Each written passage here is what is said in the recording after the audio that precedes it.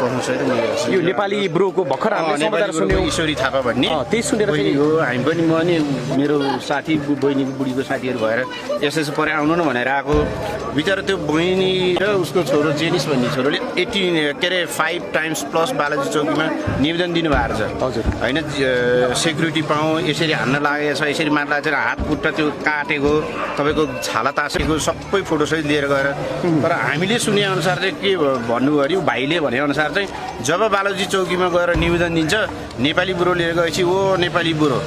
हजुर आउनुभएछ भने औँलोमारी पठाउने कुनै सिरियस नलिदिएको कारणले ऊ झन् त्यो इन्करेज भयो क्या उसलाई एकछिन भिडियो देखाऊ त्यो खै मोबाइलको छोरो आफ्नै छोरो उहाँबाट अब सोध्नुहोस् हजुरले कतिचोटि निवेदन दियो 5 वटा निवेदन दिएछ ज्यान मुद्दामा अनि के भनेर के भनेर चौकीमा के भनेर आउँथे रे हामीलाई मार्थ्यो भनेर हामीले निवेदन दिएको चौकीमै भन्थे मार्थ्यो भनेर हजुरको बाबाले हैन हजुर त्यही पनि उहाँहरूको पुलिसले उ नलिएको के सिरियस लिएन नेपाली बुढो दादाबेजी ओ नेपाली बुढो आयो उहाँले त हामीलाई बचाएको एकचोटि हामीलाई यता भन्नुहोस् त चौकीमा जाँदाखेरि अब यो हाम्रो यही मान्छे हो भन्दाखेरि उहाँले यसरी मारेको होइन त आज यो घटना घट्यो पनि हामी देखाउन सक्दैन है अफिसबाट घर गइरहनु यो मार्नीमा हात पक्का छ खान्छ भाइ नेपाली अनि प्रकाश भुजेल छ अनि त्यसपछि केटीको नाम प्रतीक्षा आचार्य हो फ्यामिलीले के भन्छ भने अनि के रे रोजिना अनि उसको आमा उसको बाउ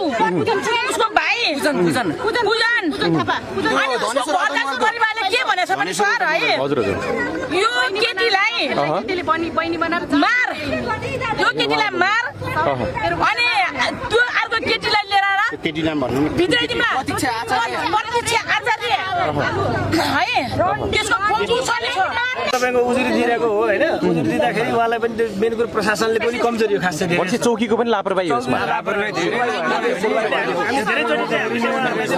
बचाउन भनेर गयौं सर यो बस्ती हप्ता 10 दिन अगाडि यसरी कुट्नु भएको थियो यो साइड गएको हैन यो साइड जाँदाखेरि बिहान 6 बजे पुलिसहरूले के भन्छ नि ओहो नेपाली ब्रो भन्नुहुन्छ अङ्गालो मारेर हात खिचेर फोटो खिच्नुहुन्छ डीएसपी को छ त्यहाँ बालाजुको खुकुरी हानेर छ तपाईको घाटीमा लगभग यति काटेछ तपाईँ 4 आमा राउन्डै काटेछ तपाईको पोस्टबाट उता भित्रलाई छरपष्ट छ यो नेपाली बुढोको हरकत हैन अब त्यहाँबाट फुटेज चाहिँ हाम्रो अवेलेबल गराइदिनु है अहिले पठाइदिनु रुमबाटै तपाईँ निस्किँदा फेरि नि प्रहरीले के भने रङ्गी हात नसमातेसम्म हामीले के पनि गर्न मिल्दैन छ भने रुममा सुत्दा पनि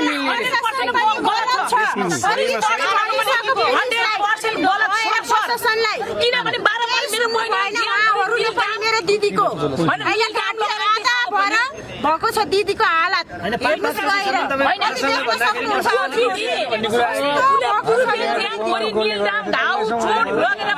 यस्तो बारम्बार मलाई मारिदिएको छ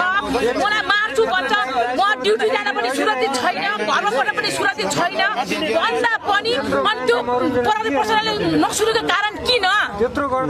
किन यो बारम्बार रेकर्ड त्यहाँ दिइरहेको छ सुरक्षित छँदै छैन भनेर आमा छोराको हाम्रो सुरक्षित छैन घरमा बस्ने सुरक्षित छैन म अफिस जान पनि सुरक्षित छैन भन्दा फेरि प्रशासन किन हेरेन यो बिचमा घरमा पुगेर रहेछ यो के अरे बेरेबाट आछ कि आएन बुझ्नु गाह्रो त सानो बाबु र एउटा फुच्ची के थियो घरमा अनि यहाँ घरमा कोही पनि छैन भनेछ यो पनि म बाटोमा थियो अनि छैन भनेपछि नदेखेपछि यो अफिसबाट आउँदै होला भनेर उसले बाटोमा बसेर ढुकेर बसेको रहेछ बाटोमा ढुकेर बसेको कारणले अनि छुरी लगेर उसले आउँदा आउँदै आफ्नो स्कुलमा आउँदा आउँदै बहिनी उसलाई बाटोमा देखेपछि एउटा गल्लीबाट अब यसलाई देखि मलाई केही न केही गर्छ भनेर एउटा गल्लीबाट भित्र पस्न लाग्दाखेरि उसले लहर्दै गएछ गल्ली सकेपछि अनि छुरी हानेर उसले मारेछ उसले हामीलाई मिडियामा पनि पटक के भन्छ आमालाई मारिदिन्छ उसले पनि के भन्छ सर हामीलाई पनि तेरो आमा छोराको पनि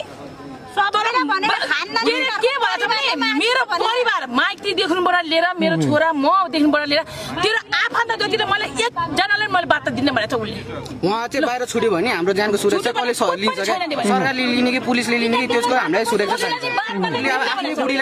आफ्नै बुढीलाई मार्न सक्छ भने त हामी त आफन्त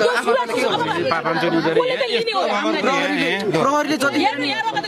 नेपाली ब्रो भन्छ अङ्गाला मार्छ नेपाली ब्रो भन्छ अङ्गाला मार्छ प्रहरीले पुरै घाँटी काटेको रहेछ के कारणले के कारणले मुद्दा उयो भयो किन आज मान्छेको